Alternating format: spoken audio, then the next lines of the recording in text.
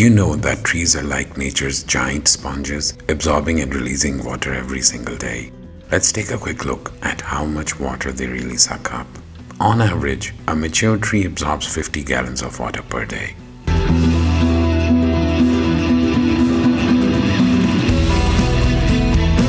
But that's just one tree. There are around 3.04 trillion trees on Earth. That means together they absorb a mind-blowing 152 trillion gallons of water every single day.